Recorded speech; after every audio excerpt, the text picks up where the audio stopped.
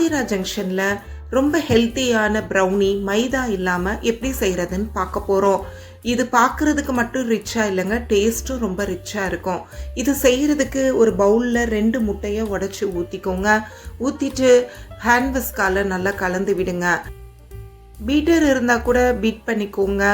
நல்லா முட்டையை கலந்து விட்டுட்டு அதில் 1/2 டீஸ்பூன் அளவுக்கு தூளுப்பு, 1/2 டீஸ்பூன் அளவுக்கு vanilla essence, 1 teaspoon baking powder, 1 cup அளவுக்கு சீனி போட்டிருக்கேன் நான்.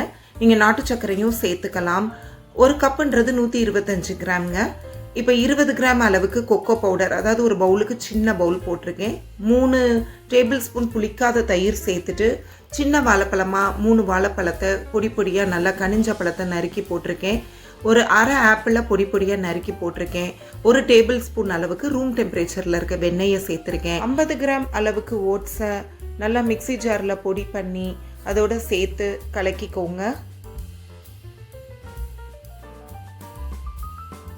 அடுத்ததாக 50 கிராம் அளவுக்கு முழு ஓட்ஸை சேர்த்துட்டு நல்லா கிளறி விடுங்க. நம்மளோட மாவு ரெடி ஆயிடுச்சு. இப்போது ட்ரேயில் நான் நல்லா நெய்யை தடவி க்ரீஸ் பண்ணிக்கிறேன். மைக்ரோவேவ் அவனில் தான் நாம் இதை பேக் பண்ண போகிறோம். இந்த கலவையை அந்த ட்ரேயில் ஊற்றிட்டு லேசாக குலுக்கி விட்டுருங்க, டேப் பண்ணி விட்டுருங்க. மைக்ரோவேவ் அவனில் கேக் மோடில் வச்சு ஒரு 30 மினிட்ஸ் பேக் பண்ணி எடுத்துருக்கேன். பாருங்கள், நல்லா வெந்து வந்திருக்கு.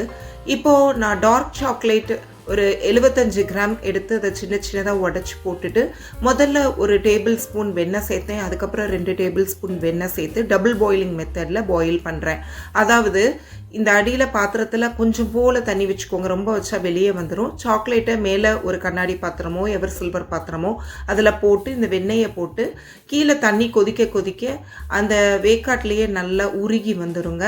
வெண்ணெய் சேர்த்தா தான் உங்களுக்கு மெல்ட் ஆகி இந்த மாதிரி பதத்துக்கு வரும். நம்ம டார்க் சாக்லேட்டில் இனிப்பு இருக்குது, அதனால் நம்ம இனிப்பு சேர்க்க தேவையில்லை.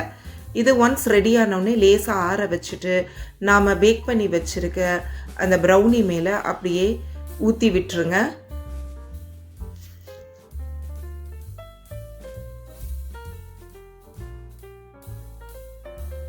இந்த டார்க் சாக்லேட்டை நல்லா ஸ்பேச்சுலா இல்லாட்டி ஏதாவது கரண்டி வச்சு நல்லா எடுத்து எல்லா பக்கமும் நல்லா தடவி விட்டுருங்க. அடிப்பாகம் மட்டும் விட்டுருங்க.